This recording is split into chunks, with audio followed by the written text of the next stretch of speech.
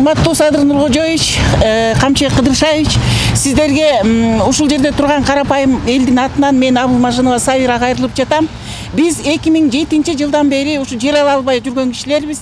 Решенияларыбыз колубузда, кызыл китептерибиз бар. Ошого карабастан бизге жер бөлүнбөй жатып, былтыр жок мурдагы жылкы сиздин жардамыңыз менен Садыр Нуркожоевич, сиздин чечимиңиздин аркасында бардыгыбызга жер берилип баштаган.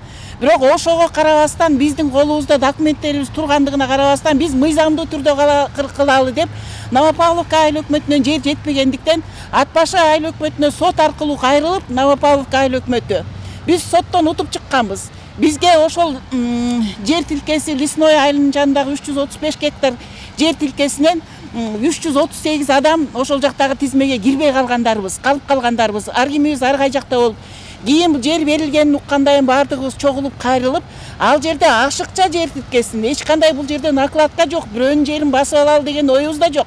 Ал жердеги ошо ашык турган жерге орноштуруу үчүн биз сотко кайрылып, соттун бардык инстанцияларынан утуп чыгып, жогорку соттун чечими колубузга тийип, эми жер ала бергиле дегенде бул жерде жанагы бизге бут тозуп аткан ушу Семете Интерде баштап 5 учредительдин 3-өө Мураталиева Ынакгүл, Сулайманов Нуркул жана Ылаев Талант жол тозуп, колубузду байлап, жерди бердиртпей, бардык жактан үстөмдүк кылып айыл өкмөтүнө ушул жердеги Новопавловка айылында бизге жер берүү комиссиясы түзүлгөн, текшерилгенбиз. Ал жерде комиссия 5 ай бою болду. Сотто 3 жыл соттоштук. Ошого карабастан жанагы 3-өө биздин үстүбүздөн арыз жазып ар кай жакка кайрылып отурушуп, соттун чечимине да карабастан ушул биздин 26 январь күнү биздиге комиссия болгон 12 комиссиянын мүчөсүн каматып коюшту. Биз жазылган арыздар сиздерге жетпей атат.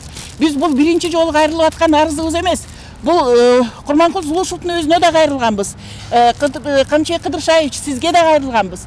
Садыр Нуркожоевич сизге да. Бирок биздин үнүбүз сизге жетпей атат.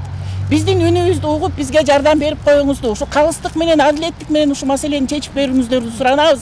Сиздердин саясатты колдойбуз, колдогон элбиз. Канча жылдан бери ала албай жүргөн жерибизди алып берип атсаңыз, сиздин саясатты кантип колдобойбуз? Камчы Кыдыршаевич, коррупция менен күрөшүп аткан сизди да колдойбуз. Мен өзүм Фейсбукта такай ошо жазып келем, Казиева Сабира деп, девичий фамилиям менен сиздердин саясатты колдоп, дайыма колдоо көргөзүп келем. Капля море болсо дагы ушу сиздердин саясатты колдоочулардын арасында менин салымым бар. Сиздерден суранам, жардам бериңиздер бизге. Үнүбүз жетпей атат. Айлабыз кеткенде ушул бүгүнкү ушул жолугушууну, ушул чогулушту жасап сизге кайрылып отурабыз, ушул кайрылууну. Биздин үнүбүздү угат деп сизге ишенебиз. Бизди кабыл алыңыздар. Колубузда далилдер бар. Булардын бетин ачып бере алабыз. Анан Новопавловка айыл өкмөтүндөгү комиссия 12 кишини бошотуп бериңиздер. Эч күнөөсү жок отурушат албай куштар. Бирөө бир сом алган демес, ал жерде эч кандай коррупция жок. Далилдеп беребиз, таптаз адамдар. Булар бирөөдөн бир сом албаган адамдар. Үйлөрүндө балдары ыйлап отурат. Кичинекей жапжаш 89-жылкы арызым атпы, жер адиси бала жөн эле кирип кетти ошол балачы. Эч далил жок ал жерде. Далилдей турган нерсе болсо сот болуп анан камалат да. Сокулук ровудысы буларды бир Нагима деген аял жазган боюнча коррупция деп козгоп атат да иш. Бирок ал нерсени далилдеш керек да, эч кандай коррупция жок. Ким акча бериптир? Ким далилдей алат экен аны? Бу адамдын убалынан коркпогон Ынак менен Сулайманов Нуркул экөө Кудайдан да коркпойт окшойт булар. Ошолордун балдары ыйлап отурат. Кандай коркпойсуңар Кудайдан? Кудайдын карынан коркпойсуңар жок дегенде. Улуу урматтуу биздин президентибиз Садыр Нуркожоевич, Камчы Кыдыршаевич ушу биздин эң жөнөкөй карапайым элдин кайрылуусу сиздердин кулагыңыздарга бир жетсе экен, аябай биз үмүттөнөбүз. Анткени биздин алган жерибизге, мисалы үчүн 2010-жылдан бери мен жүрөм ушул жерде. Кызыл китебиз колубузда турат, жерибизди эч ак чегибизди чийдирип алганбыз. Бирок ушул Мураталиева Ынакгүл менен Сулайманов Нуркулдун элди үгүттөп, дайыма эле биз инвестор чакырдык. Бул жерге инвесторлор келет, инвестор деген келип там салат, канча этаж үй курулат деген калп шылтоолору менен ушинтип биз канча жылдан бери квартиралап балдарыбыз, кыздарыбыз, жер алган жапжаш балдарыбыз ушу Кыргызстандын жарандары квартиралап жүрүшөт.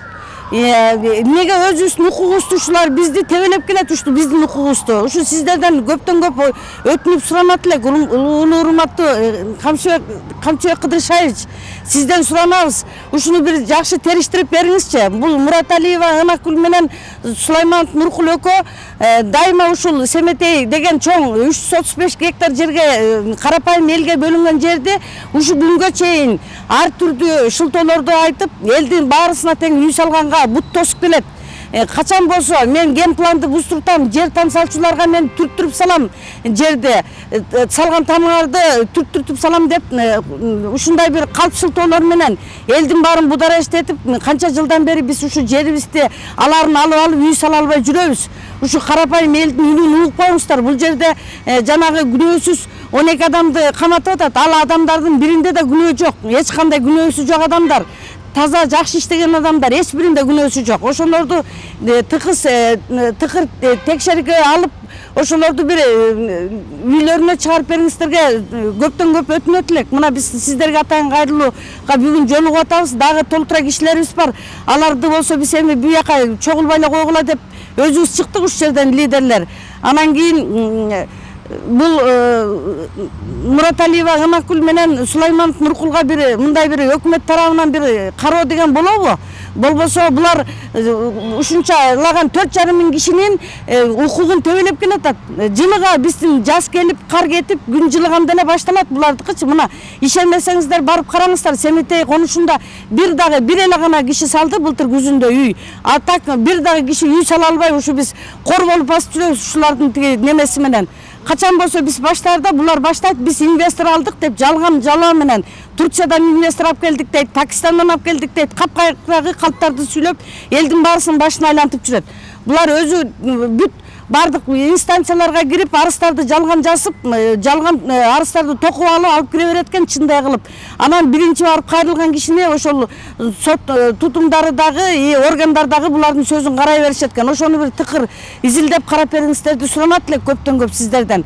Карапайым элдин үнүн угуп коюңуздар. Улуу урматтуу Садыр Нуркожоевич, Камчыбек Кыдыршаевич, сиздерден көптөн көп суранабыз. Бул жерде эң жөнөкөй Новопавловка айыл аймагында жашаган карапайым кедей кембагалдардын укуктары төбөлөнүп атат.